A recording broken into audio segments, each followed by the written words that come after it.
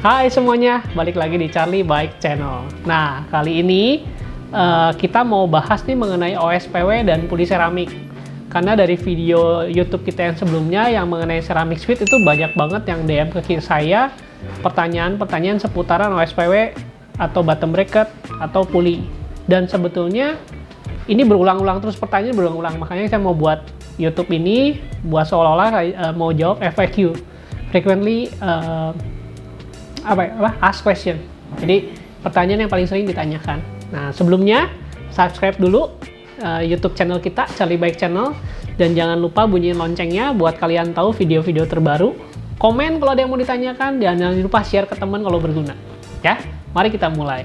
Jadi saya bacain pertanyaan-pertanyaan yang kemarin masuk ya. Oke, dari Godfellas Samarinda sama Kino Timothy, mirip-mirip pertanyaannya. Ada special price buat akhir tahun atau untuk Ultegra 12 speed ada yang promo nggak? Oke, jadi di kita itu setiap hari juga promo, harganya promo. Dan kalau mau harga terbaik itu jangan lewat marketplace, karena marketplace kita tahu kita posisinya adalah official store, pasti dipotong.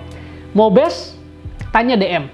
Sistemnya transfer. Kalian bandingin dari sisi pembeli, bandingin aja lebih murah mana, beli lewat marketplace atau beli langsung ya. Yang pasti harganya akan best kalau tanya langsung atau beli langsung direct. Apalagi ke toko. Itu paling best. Kita usahain harganya ada yang terbaik, boleh bilang paling murah. Nah, juga lihat kita pasti mainnya jujur. Nggak mungkin kita akan bohong-bohong soal barang. Nah, sekarang dari Miftahe. Kelebihan pakai OSPW sama puli standar. Oke. Mengenai puli ini sebetulnya soal fisika. Benda yang paling banyak berputar di sepeda itu adalah puli. Itu paling banyak berputar dibandingin komponen apapun di sepeda. Nah, kalau teorinya adalah kalau misalnya pulinya semakin besar, itu leverage atau daya ungkitnya semakin besar. Kalian ingat nggak waktu SD diajarin atau SMP kalau nimba air pakai katrol? Ya, kalau katrolnya semakin besar, itu daya ungkitnya semakin besar. Jadi teorinya semakin besar pulinya, itu semakin enteng. Mau pakai kalian di jalan raya, mau pakai di jalan nanjak, mau pakai kencang, mau pakai lambat, yang pasti kalau pulinya lebih besar, teorinya itu akan lebih ringan.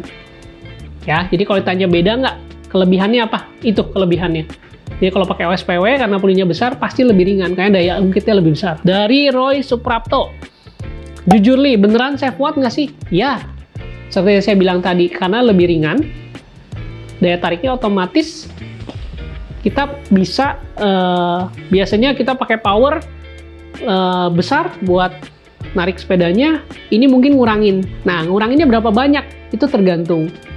Tapi kalau ditanya, bener nggak ngurangin? Pasti ngurangin. Walaupun cuma 1 watt pasti ngurangin. Cuman seberapa besar ini tiap orang beda-beda. Oke? Nah, lalu lagi dari Rob Tokbaren. Oke. Yang lebih pengaruh seramiknya atau oversize-nya? Secara teori sih kalau misalnya untuk ringannya itu pulinya. Jadi boleh bilang adalah oversize-nya. Mungkin kalau dibandingin standar ya. Standar udah gitu kita besarin, walaupun bearingnya sama-sama steel, kelihatannya akan lebih ringan sih. Nah, cuman seramiknya itu pengaruhnya adalah durability-nya. Jadi kalau kalian tanya pengaruhnya itu lebih, kalau menurut saya, itu lebih besar di pulinya. Tapi, kalau bearingnya jelek, ya nggak ada durability-nya. Jadi misalnya lebih ringan, tapi ringannya berapa lama? Cuman 1 hari, seminggu, sebulan, gitu loh. Kalau kayak ceramic speed, dia berani, gara-gara yang coated itu warranty lifetime, ya artinya akan konsisten. Gitu loh. Jadi seramiknya akan konsisten loncer terus gitu. Tapi kalau kalian asal puli besar tapi bearingnya seret, ya buat apa juga gitu kan ya. Lalu ada dari Ivan Esridin, bisa untuk GRX? Ada. Kita ada OSPW untuk GRX itu dari Novaride dan juga dari ceramic speed. Jadi kalau untuk GRX itu ada 2 tipe, yang sekelas dengan RD RX 810 itu yang buat double, atau 812 yang versi dia itunya, ini buat double ya. Jadi maksimum kasetnya kalau nggak salah standarnya 1134. Lalu ada lagi yang RX 812 atau dia itunya 817. Itu ada 2 tipe jadinya. Yang 817 atau 812 itu untuk single belakangnya biasanya recommended sampai 1142 ya. Dan kalau nggak salah yang RX 810 atau RX 812 itu sama dengan Ultegra RX 800. Mungkin kalian pernah ada yang tahu, jadi pas peralihan dari pernah ada satu produk tuh namanya RX 800. Jadi itu sebetulnya buat road, tapi buat ngatasin chain slap dia kasih teknologi shadow RX 800. Nah itu OSPW-nya sama. Apa sih yang bedain OSPW untuk ininya, terutama untuk bagian kenapa RX 817 beda, R8000, R9000 beda? Itu biasanya ada di as tengahnya.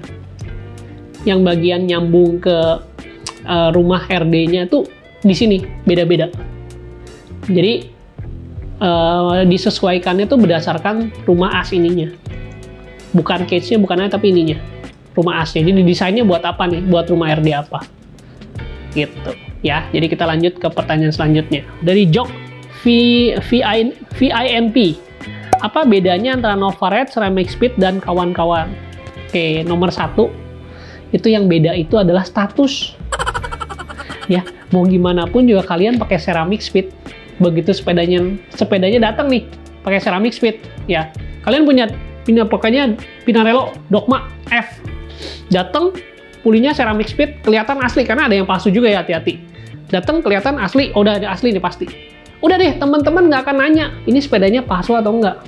Tapi coba deh pakai Dogma F, pulinya pakai kaktus, atau pakai LTU, atau pakai apalah yang murah-murah 700.000, itu bisa ditanya, itu frame-nya asli nggak?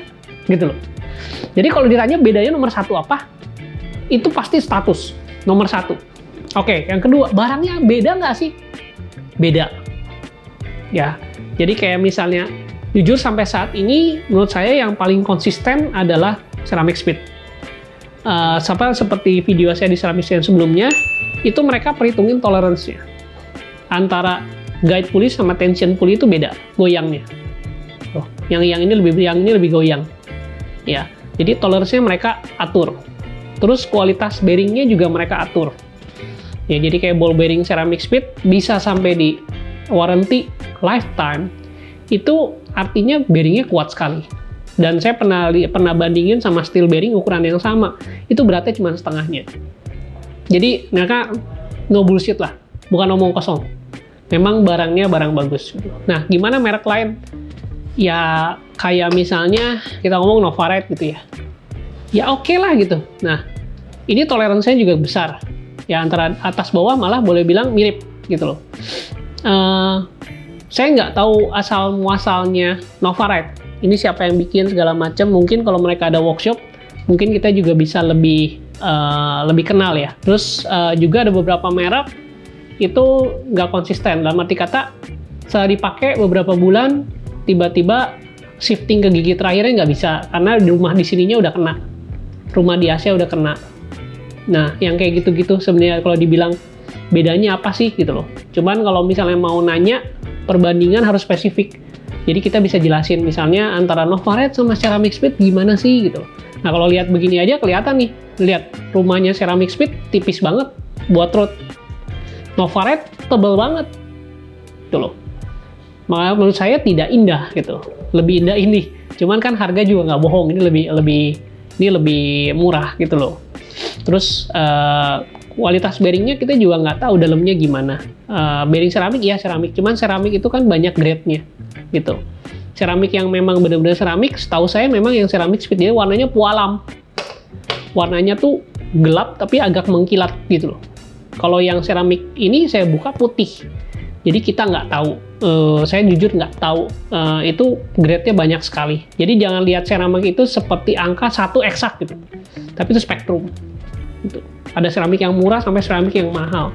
Dan teknologinya pun beda-beda. Untuk bikin bola itu jadi seramik. Gitu. Ya itu sih bedanya. Cuman nomor 1 pastinya status.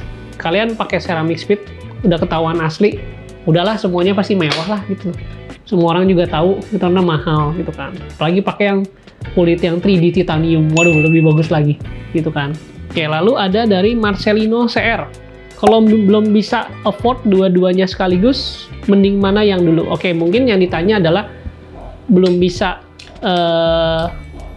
Pertanyaan saya tuh apa yang pengen tanya antara OSPW sama puli. Ya, kalau puli itu cuman pulinya aja. Jadi cage-nya itu ada pakai cage standar rumahnya. Jadi di RD rumahnya itu standarnya apa. Nah, itu yang dimaksud puli. Saya kasih plus minusnya ya, OSPW dan puli menurut versi saya. Karena saya ngerasain apa yang terjadi. Jadi gini, kalau pakai cage standar atau ganti puli, itu ganti pulinya ada maksimum besarnya. Makanya si bear itu menggunakan size-nya itu 12-13. Jadi 12 yang di tension, di guide-nya itu 13. Ini adalah ukuran maksimal untuk ini untuk R8000 atau untuk R8100, 9200 atau SRAM. Itu ukurannya hanya 12-13. Jadi kalian tidak perlu ganti cage-nya pakai yang standar. Pulinya sedikit lebih besar dari bawaan, biasanya 11-11 gitu. Ini yang dimaksud oleh si bear itu adalah namanya adalah OCM, oversize cage make. Jadi dibesarin tapi masih pakai puli standar, cage standar gitu loh. Sorry, bukan puli standar, cage standar gitu. Nah, kalau OSPW adalah sistem. Makanya namanya sebenarnya OSPW itu adalah oversize pulley wheel system. Kenapa sistem? Karena dia menyediakan cage-nya juga. Ini cage ya. Gitu. Kenapa nggak bisa pakai cage standar bawaan? Nggak bisa, karena pulinya udah besar. Pasti mentok. Jadi kalau kalian coba pindahin, pasti nggak bisa. Pulinya akan mentok ini dua ini. Jadi dia harus lebih panjang. Nah, apa kelebihan kekurangannya? Yang saya rasakan, ya, dari panjangnya cage ini pengaruh ke shifting. Ya, pengaruh ke shifting. Kalau semakin panjang cage-nya, saya rasain tuh perpindahannya sedikit lebih lambat, sepersekian second lah. Tapi saya merasakan bedanya. Beda dengan cage yang lebih pendek. Itu saya rasa perpindahannya jauh lebih cepat. Gitu. Itu yang saya rasain. Lalu, yang kedua adalah semakin panjang cage-nya, ya, cage-nya tuh lebih rentan dibanding yang pendek. Jadi yang dulu sering terjadi adalah rumahnya patah. Patahnya itu kebanyakan itu mechanical, grup setnya mechanical. Jadi kalian bisa bayangin lagi nanjak, kan karena saya dulu asli Bandung, jadi lagi nanjak, sekuat-kuat tenaganya, nggak kuat giginya diganti. Jadi lagi tanpa ada aba-aba, langsung dipencet kretek, pindahin ke lebih berat. Langsung punya ada force yang kuat lateral dari sini, harus pindah dalam kondisi lagi tegang banget. Nah, itu bisa merusak cage-nya. Jadi cage-nya semakin besar itu biasanya semakin sensitif. Kelebihannya apa kalau besar? Nah, itu yang tadi saya bilang, kalau pulinya makin besar, leverage-nya makin besar, jadi makin enteng dibandingin sama puli yang standar atau yang cuman ganti puli cuma 12-13. Kalau ini kan lebih besar nih, ya, sekitar 16 gitu. Malah ada yang Ridea itu sampai 20. Ini Ridea nih, 20 gitu. Nah, semakin besar pulinya, teorinya makin enteng gitu. Cuman rangkanya semakin besar, biasanya semakin sensitif dan juga perpindahan giginya lebih lambat, sedikit lebih lambat. Nah, itu yang saya rasain. Nah, ini yang terakhir pertanyaan lewat story adalah dari Ican Kardus. Halo Om Ican. Nah, untuk kalau buat jarak jauh perawatannya bagaimana? Nah, oke. Jadi saya contohin satu ya, yang ceramic speed ya. Jadi kalau ceramic speed itu udah ada lubangnya, ya.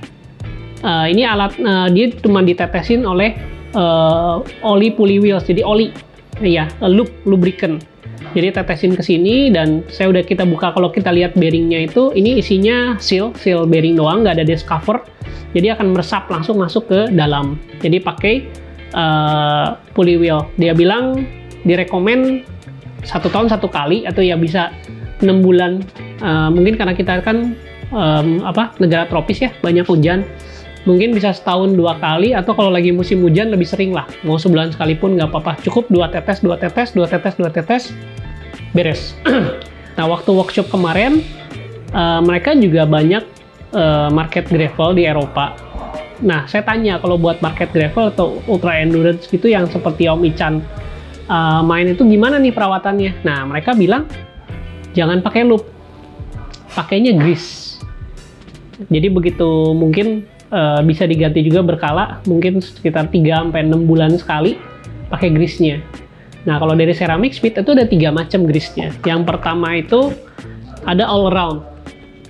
Nah, ini kemasan yang all around ini yang saya dapat dari, kalau kalian beli BB Ceramic Speed, itu sekarang dapat kemasannya kayak gini. Ini 5 mili aja grease-nya, bisa dipakai mungkin sekitar 5-7 kali ya sebenarnya kalau diirit-irit. Ini buat all around. Nah, ini yang ada di kemasan bottom bracket. Dulu kemasannya kayak suntikan, sekarang kayak sachet ya. Nah, juga ada yang long life. Yang long life. Kalau kalian malas dibuka-buka segala macem, itu bisa pakai yang long life. Jadi udah dimasukin, ini tahan lama nih biasanya. Cuman kesannya bukan kesan lah ya. Jadi perputernya mungkin nggak se-smooth pakai loop. Nah, kalau kalian buat race pakai yang ini. Misalnya kayak mau main duathlon, triathlon, atau pas hari itu lagi balapan, pakai grease-nya kayak gini. Ya, kayak grease race day namanya. Nah, ini kemasan aftermarket. Ini kemasan aftermarket. Ya. Kalau ini kemasan bareng-bareng sama BB. Jadi, mereka bilang jangan pakai loop, tapi pakai grease. Nah, itu jawabannya buat yang buat jarak jauh atau gravel atau endurance. Ya. Nah, satu lagi yang saya mau bahas adalah banyak sekali pertanyaan ke saya DM itu yang menanyakan hal ini. Seberapa besar sih pengaruhnya Ceramic Speed ini? Oke. Yang namanya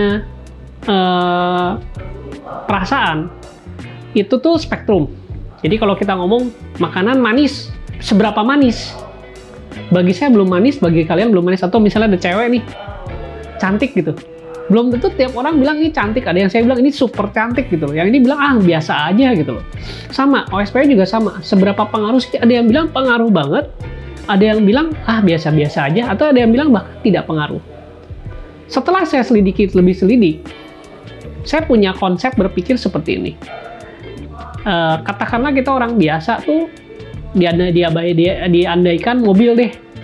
Mobil katakanlah mobil LGCC 1000 cc. Yang Honda Brio deh kita anggap 1000. Powernya kecil. Ya. Dan kita anggap misalnya yang pro atau pembalap, kita asumsiin tenaganya tuh kayak Fortuner diesel yang paling tinggi deh. Fortuner diesel Gazoo misalnya. Yang horsepower-nya besar. Nah, buat orang-orang yang powernya kecil, penggantian spare part yang menunjang performa sekecil apapun, itu akan pengaruhnya jauh lebih besar, atau terasanya akan jauh lebih besar dibandingkan orang yang punya kekuatan besar. Dan arti kata gini, kita punya sepeda berat, power kita segitu-segitu aja. Coba sepedanya kasih ke pembalap deh, yang memang mesinnya powernya gede, pasti juga tetap kenceng gitu loh. Nah, kalau kita nggak kenceng-kenceng, tapi begitu kita ganti komponen kecil, itu kerasa. Akan lebih kerasa dibandingin sama orang yang punya powernya besar. Orang powernya besar tetap kerasa juga, tapi nggak akan sebesar yang kita ngerasain gitu. Misalnya kita punya Honda Brio nih, terus wheelsetnya kita entengin, itu efeknya bakal kerasa banget. Beda sama yang tadinya Toyota Fortuner kita kasih enteng, kita kasih ganti peleknya lebih enteng. Belum tentu akan sekerasa sih efeknya si Honda Brio. Kurang lebih kayak gitulah analoginya lah. Ya, jadi balik lagi kalau ditanya pengaruh nggak? Pasti pengaruh. Cuman seberapa pengaruhnya itu dibalikin ke orangnya masing-masing. Gitu. Jadi nggak bisa disamaratakan. Cuman saya pribadi, saya tuh FTP nggak bagus, paling juga antara 150 sampai 160 1 jam. Itu ganti-ganti kayak gini tuh pengaruh banget. BB, OSPW, puli seramik, itu pengaruh banget. Dan juga concern saya ada yang pakai puli, ada yang pakai OSPW untuk bandingin, dan itu hasilnya tadi yang saya udah jelasin. Jadi kalau buat entengin memang ini lebih enteng, tapi shifting segala macam lebih enak pakai yang puli. Jadi kalian decide sendiri mana yang kalian perlukan. Misalnya buat gravel, ya mungkin nggak berani pakai ini karena banyak batu, kan case-nya jadi panjang ya. Jangan, lebih baik ganti puli aja kayak gitu-gitu. Dan saat ini juga saya lagi nungguin puli dari Siber untuk ekar saya. Gitu, karena ekar susah banget nyari-nyari barangnya, bottom bracket dan pulinya gitu. Ya, jadi pengaruh kok, bukan omong kosong, pengaruh. Belinya gimana? Oke, beli sesuaikan budget dulu nomor satu. Sesuaikan budget dulu nomor satu. Lalu kalau saran saya ya, sesuaikan budget, how much you willing to spend. Jadi bukan budget, mungkin kalian punya uang tapi untuk puli saya nggak mau mahal-mahal gitu. Jadi berapa willing to spend, lalu filter apa yang lalu filter apa yang ada di pilihannya di market, baru kalian beli. Kurang lebih begitulah. Kalau saya ada mikirin juga soal statusnya. Jadi saya nggak mau juga kasih yang terlalu bawah gitu loh. Karena saya juga mikirin gengsinya juga gitu. Kebiasaan saya yang mikirin gengsi. Kalau nggak dicengin. Yang punya toko pakai barangnya amburadul. Ya gitu. Jadi buat teman-teman, kalau ada yang mau nanya lagi hal di luar ini, silakan bisa DM kita atau nulis di komen, dan saya akan coba terangin dari sisi saya. Ya, ini saya bikin video ini nggak ada mengarah ke satu merek apapun. Ini benar-benar fair, saya netral, posisi diri saya netral, saya terangin semua apa yang saya rasain. Nah, kalau teman-teman juga mau share apa yang teman-teman rasain di pulinya, silahkan boleh di komen di bawah ini. Ya, sekian video kita buat kali ini. Sampai ketemu lagi di video Charlie Bike Channel berikutnya. Bye.